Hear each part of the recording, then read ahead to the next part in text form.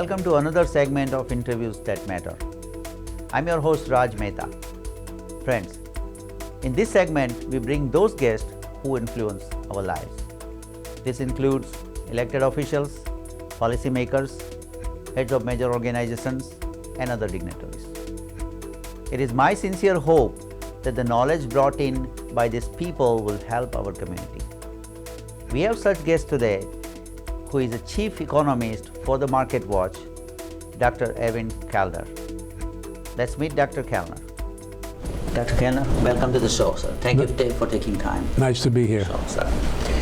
For the benefits of the viewer, I know you for a long time, obviously, and I know a lot about you, but for the benefit of the viewers, can you just give us a brief background on you? Well, I was in banking for a while. I was chief economist for Manufacturers Hanover, which merged into and became Chemical, which merged into and became Chase.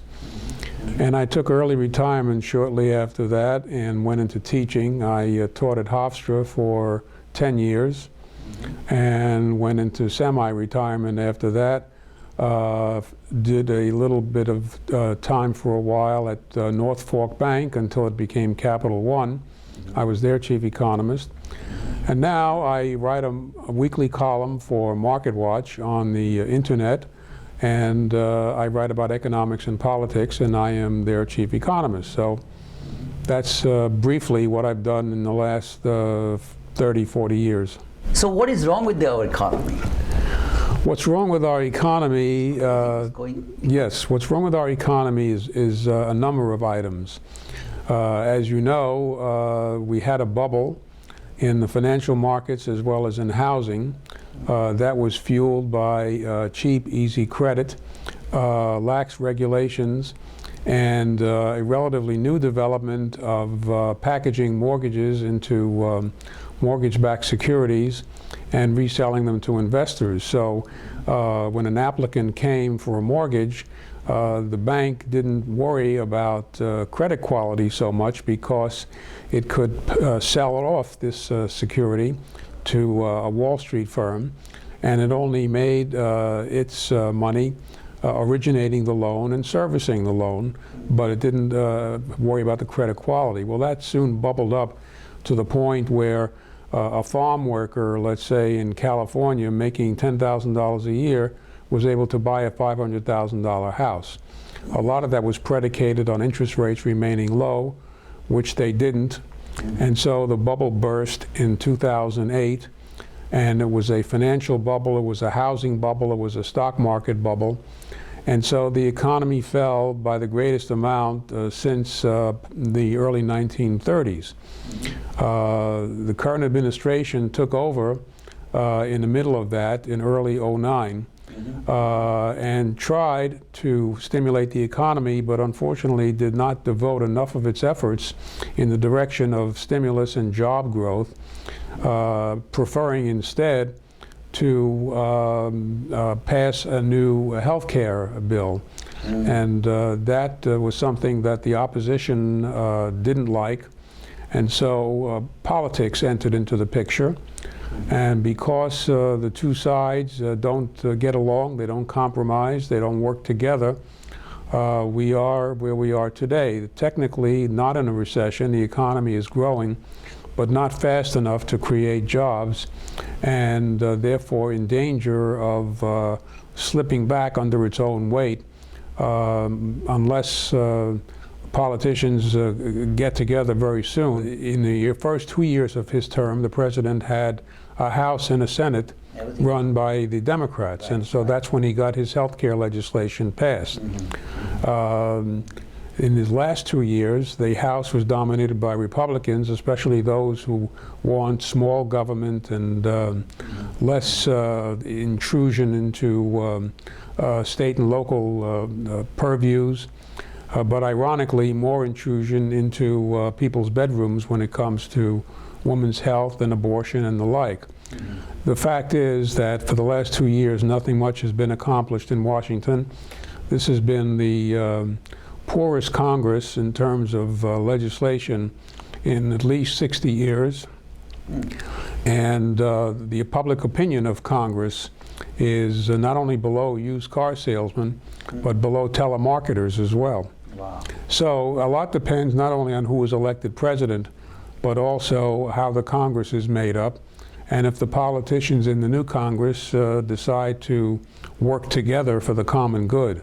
The more newcomers we have from both parties, the more likely it is that we'll get back to the kind of cooperation that we saw prior to the last couple of years. And it is political uncertainty that is keeping this economy back, because business doesn't know what its taxes are going to be next year, what is deductible, what is no longer deductible, what regulations are going to be, what the health care costs are going to be. And until business can see things clear, they're not going to hire. Of course, if they don't hire, then people don't have the wherewithal to spend, and so you're stuck in a vicious cycle. That's what's wrong with the economy. Now, as a result of that, we have got huge amount of deficit in the budget. Well, the deficit has really been growing for quite some time. It didn't start with Obama. As a matter of fact, you can go back to the administration of Ronald Reagan, where up until his time, from George Washington through Jimmy Carter, the nation accumulated $1 trillion in debt. When Reagan left office in 1989, the nation had added $4 trillion to that. Under subsequent administrations, including that of Bill Clinton, the budget was eventually balanced and the debt started to decline. Right. But then under the administration of the second George W. Bush, the deficit grew tremendously because he cut taxes while at the same time prosecuting 2 wars. And that's the first time in history that we've had a major war involvement and didn't raise taxes to pay for them.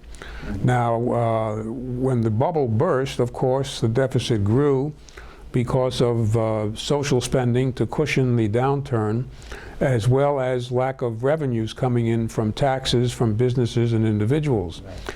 And then the administration had to stimulate the economy. In my view, it didn't stimulate it the way I would have done, but it still poured $700 or so billion into the system. And that, plus the after effects of the financial bubble, has given us our $16 trillion worth of debt. Now, that said, we have to reduce it, but we can't reduce it right away while the economy is in the kind of shape that it's in, because to reduce the debt means to either cut spending or raise taxes or both, which takes buying power out of the economy and makes it more difficult for the economy to grow. You have to grow the economy at a strong enough pace where revenues will go up from the greater pace of economic activity, throwing off more tax revenues, and social spending will decline. Then when the economy is strong enough, then you can take other steps if necessary. But I would point out to you, this country has had debt ever since it was founded. The Revolutionary War was fought with borrowed money. So, I'm not concerned about having debt. The question is, when do you start to worry about it? And I say, you can't worry about it now because the economy is too weak. What would you have done? Well, I advocated, when President Obama took office, a gift card, a federal gift card, call it a victory card, call it whatever you want, loaded with $3,000 on it that had to be spent within 90 days. It couldn't be saved. It couldn't be used to pay off debt. You could use it to buy a cup of coffee, a visit to the doctor's office, or as a down payment on a car.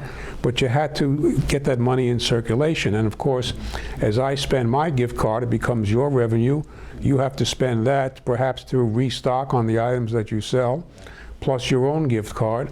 That would have gotten a lot of money into the economy and would have made the recovery go faster and jobs grow faster. But unfortunately, it was not used. I suspect because it was not politically feasible, which is to say neither party could take credit for what happens as a result of this. So the president chose to focus on grants to states and local governments, to infrastructure, and the money kind of got dissipated without producing much noticeable effect. Now, obviously, right now it's a global world, so whatever happens in Europe, China, India, everything anything happens, I mean, it affects here also, and European economy is in a deep trouble. Do you think that euro will still survive, or do you think it's going to, what's going to happen there? Excellent question, and of great importance to your viewers. The euro is something that shouldn't have been. You can't have a common currency without having a common government. You don't have a common government. You have 17 individual governments with their own economic policy and their own fiscal policies.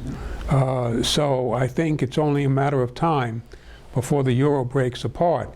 And as we tape this, it's possible that Greece may be the first one to leave the euro. When it does, there may be some turmoil in the beginning, but then Greece will go back to its old drachma. It will devalue relative to the euro and to other countries, and Greece will once again be able to export and to survive as an individual country. But again, it's based on the euro not surviving, and I think it's only a matter of time before we revert back to the individual currencies of what is now called the eurozone. Right, but wouldn't that be a big, I mean, turmoil? It might be a turmoil in the beginning, but the alternative is turmoil now. And you have political problems in Greece and Italy and Portugal and Spain, to name four. There are riots, there are recessions. In fact, most of Europe is in a recession. Even China is slowing down, India is slowing down. All of this because of Europe and its ripple effects, not to mention, of course, what's going on in this country. But we can't control what goes on in Europe, but we can only talk about it. So if that euro breaks, let's say, what would be the effect here then? A lot of banks are already preparing for that possibility by opening up offices nearby, making cash available to those who want it.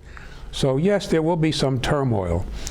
Since this has never happened before, one cannot say the extent of that turmoil. However, there have been other countries and other currency zones that have broken up before, and after a brief run on the bank, if you would, or having problems converting, things got back to normal. I'm thinking of particularly Brazil and Argentina. We'll take a short break and we'll be right back. Please stay with us.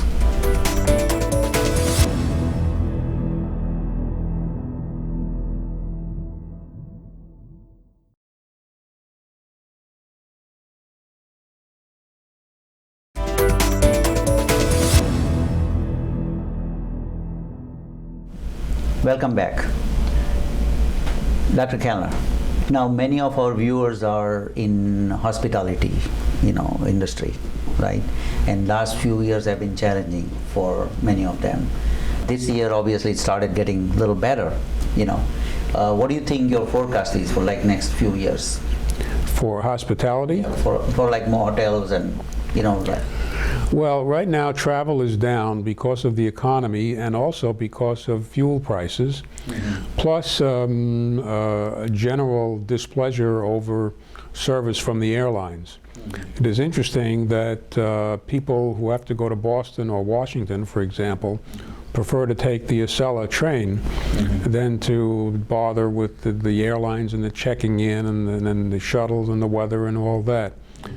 But as the economy gets better, hopefully next year and the year after, and gasoline prices come down, because right now they've spiked because of Hurricane Isaac and because of the tensions in the Middle East. But these spikes will be self-limiting, because in the near term, the higher gasoline prices are, the higher fuel prices are, the more the economy will be depressed, because although gasoline is a small part of people's budgets, they feel it right away because everybody gasses up once or twice a week. And even if they don't, they see the signs on the gas station telling them what the price is, and as it goes up, it's bad psychology. But as things slow down, and now the fall and the winter come and gasoline is cheaper, I think that will encourage people to go out and travel some more. So you think that next few years? Yes. Next few years should be better, right? Should be better for the hospitality industry. Facebook, started with $38, and now it's probably half of it. Do you see a reason why, or do you think it's going to come up, or what is your forecast there? Well, Facebook epitomizes what lots of people like to do when a company goes public. They like to buy and then expect the price to shoot up, and then they flip it and they make money right away. If the price shoots up after a public offering, then the speculators may make money, but it's bad for the company. I think Facebook came out very nicely from this because they got the maximum price, $38 a share. Right. And so they got the money and to use for corporate purposes or to reward original shareholders. And it's the speculators that hurt. In reality, maybe the current price of Facebook, $19, $20, is basically what it should be worth. Do you think it's going to go up, or it's going to stay the same? Facebook has to show that it can transfer its model from computers to mobile devices, and thereby continue to attract advertising, which is necessary for virtually any online operation, including the one where I work, MarketWatch. But studies show that people who access Facebook on their smartphones don't really look at advertising or don't pay much attention to it. So Facebook has to come up with some way of continuing its revenue stream, given that everything is migrating away from computers, either to tablets or to smartphones. Smartphones, right? Yeah. I mean, Facebook still have a lot of potential from India and China. They haven't really kind of explore that fully. That is my understanding. And if they do that, they will have a lot of potential there also. Well, it's not only potential for Facebook, but all of these social media have the potential to change the world. Because no longer can governments dictate the flow of information to the populace. And so I think from a broader perspective, we can look forward to more citizen participation in government. Whether it's called democracy or something else, it's going to be better than what many of these individuals have become accustomed to. They know what's going on in more prosperous countries, and they'll demand the same from their leaders. And if not, you'll see things like the Arab Spring happening elsewhere as well. So I think that not only has Facebook potential from its own standpoint, but from its ability to shape our governmental institutions. That's where it's really important. What about Apple? Sorry? Apple stock, where do you think it's going? Apple? Yeah, Apple. Oh, Apple. I'm sorry. Sorry. I'm sorry. Apple is a unique institution. It gave us smartphones that we didn't know we needed. It gave us tablets that we didn't know we needed. And I can tell you from personal experience that I didn't think that I needed an iPad until my daughter convinced me to buy one, and now I can't be without it. The only problem here is that the guiding light behind these decisions, unfortunately, is no longer with us. Now, I'm sure you had a few products in the pipeline, and the iPhone 5 is obviously was one of them.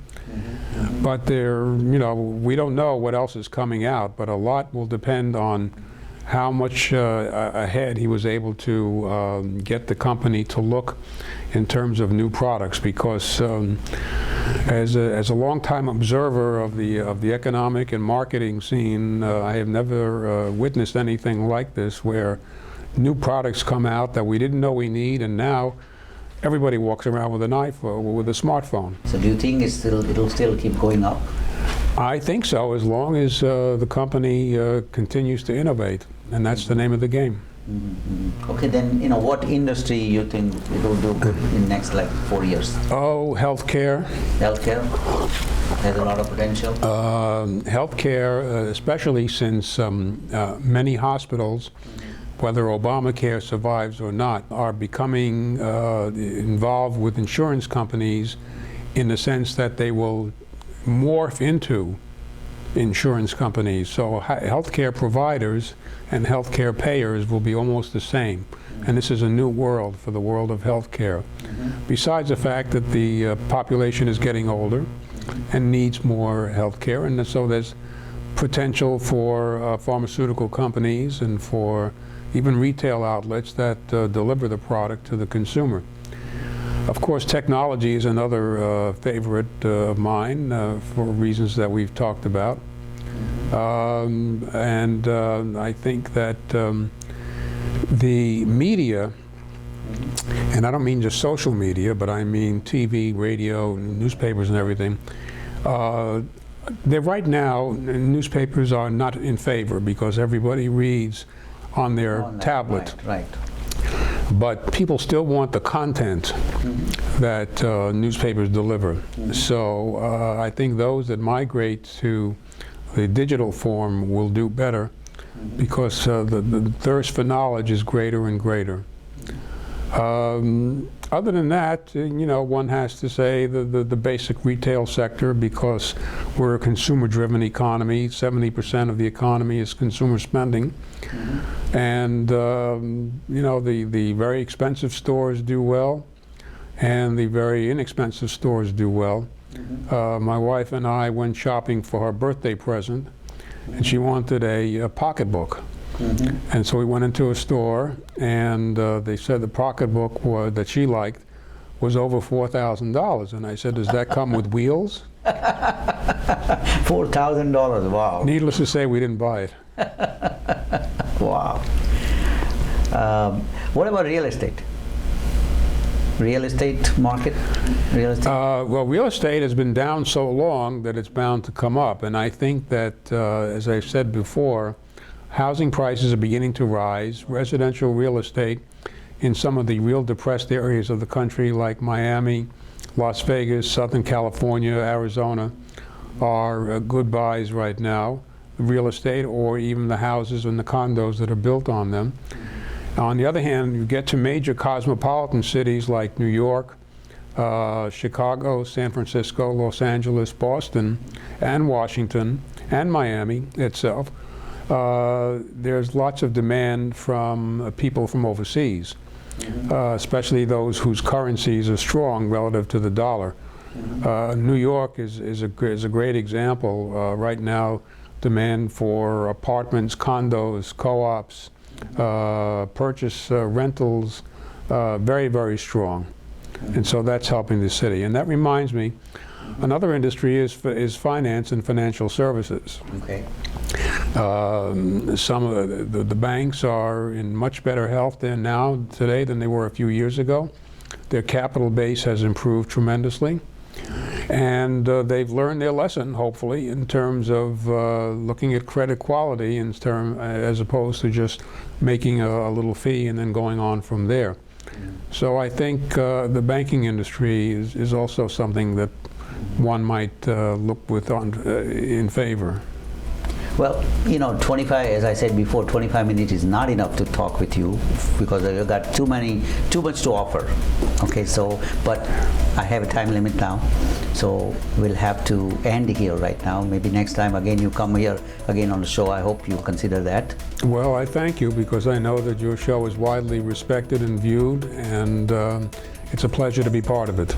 Well, thank you so much for joining us today. If you have any questions, comments, advice, email me at rajmitv@gmail.com. Again, it's rajmitv@gmail.com. Until next time, see you.